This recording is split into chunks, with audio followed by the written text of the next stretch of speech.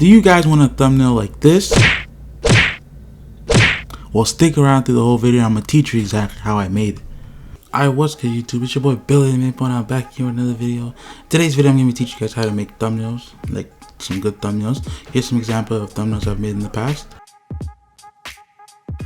As you can see right there, these are the examples I've made in the past of my thumbnails. I'm gonna teach you guys how to make one, so let's get straight into the video. Okay, before we get into the video, make sure you guys like, subscribe, comment. It really helps me out. And tell me if you guys enjoyed these videos in the comment. But yeah, let's not talk too much. We're gonna get straight into the video. Alright, first things first, you open up your Blender software. If you don't have that, Blender is a free editing software where you can make 3D images and stuff. Make 3D images, do whatever you want, make videos, make pictures. That's just how I get my thumbnails, because I make my own from scratch pretty much. But yeah, you should get your hands on it, because that's the first step into making your own custom thumbnail. Alright, so now that you have Blender downloaded, you're gonna see the screen right here. Make sure you delete this cube because you're not gonna be using it. It's just like a default model, so just get rid of that. Alright, so now you're gonna hit File, and then you're gonna click Append, not Open, because Append is like the import.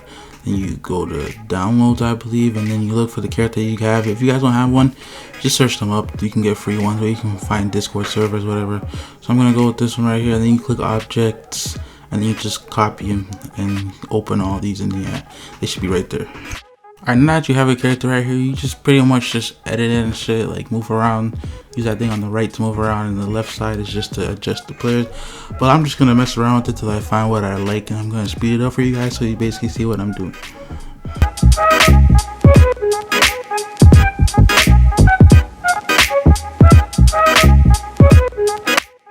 Alright, so this is my finished product. I went ahead with the crossed arm look because it just looks pretty badass. But yeah, that's just what I wanted to do. So now you go into this little clock down here, you click it, and then you select shader editor, I believe that's what it's called. Yeah, and you drag this tab right here all the way up so you can see this grid like thing. Then you click this right here and you put it on world. Make sure you set it on world. Then you zoom in, you'll see these two things here. These are just like to help you with the texture. Then you go to add, and then you'll look for texture, I believe, and then you add the texture. That is I'm doing right now. You put it right there, and then you just zoom out a bit because it's a little too zoomed in. And then you gotta see those two green or yellow dots. You just connect them so it makes the effect show pretty much. And then you get the option to choose between what kind of basically these are just it won't show right now, I don't know why, but it's just like sun effects. I don't know, but I usually just go with either Nisha, whatever it's called, or pre, whatever that says. But yeah. Alright, so from here you click on this little camera thing right here, and you go here and make sure you put it on cycle. Don't leave it on Eevee or anything. Make sure it's on cycle, and don't touch anything else because it's already set the way it is. Now your rendering settings is completely up to you. I usually put my rendering settings 300 to 50, but if you want really good quality, you can go any higher, but I just prefer 300 by 50. That's completely up to you guys, because I'll show you what it looks like for me. But now you go to film all the way down here, and then you make sure transparent mode is on, because if you don't put on transparent mode, you're not going to be able to really use this character in Photoshop, because it's going to be a gray background.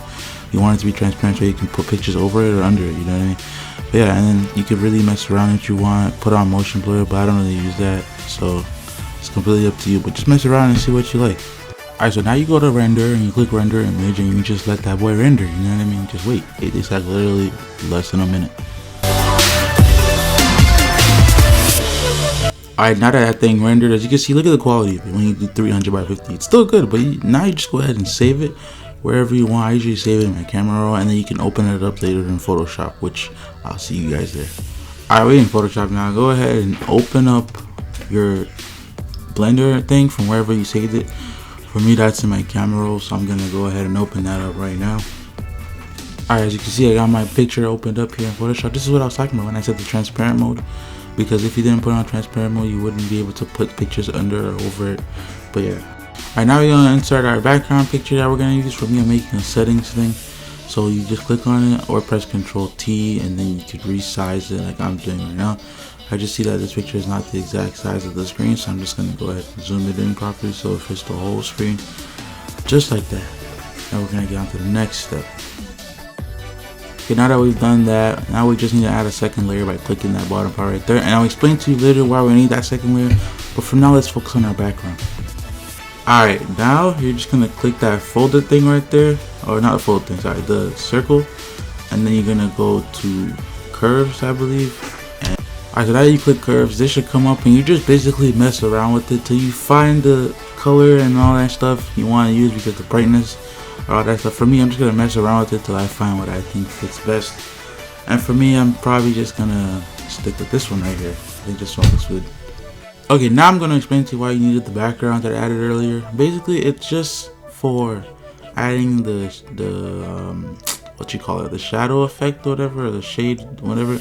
Right now, I'm just, as you can see on top, I'm just increasing the bristle size so I can use it for the background, like I'm gonna do in a second. Okie dokie. Now we're here. We take our bristle, increase the size of it, and make sure it's on white, because that's what we're gonna be using. Oh shit, I forgot. I gotta add the layer right under this. Yeah, okay.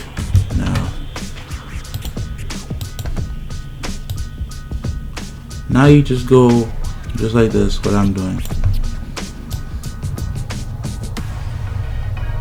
Pretty much.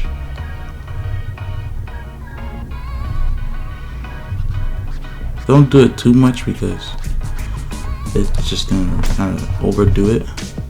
And now you click the layer, go here and put it to soft light or whatever you want. There's many options, just I prefer soft light with soft light, and you get this effect like this in the background, just like glowing kind of thing, which is what you want. You want the character to stand out from the background pretty much. Alright, so now you basically go ahead and just export this, and to do that you click file, and then you scroll down to export right here, export as. And then one tip I can give you for exporting stuff out of Photoshop, make sure you have smaller file, 8-bit on, whatever it is. It just makes the image like less space, I don't know, because most of the time you can't post thumbnails on YouTube if the size of the file is just too big. You just gotta do that. And sometimes even if the file is too big, I can make another video on how you shrink a file size so you can be able to use it in your thumbnails of YouTube. But for now, yeah, you just do that and it already shrinks it for you, and then you just go ahead and export. I'm not gonna do that because I've already exported it, as you know. I've already made this. I'm just kind of showing you how I did it. But yeah, then that's about it.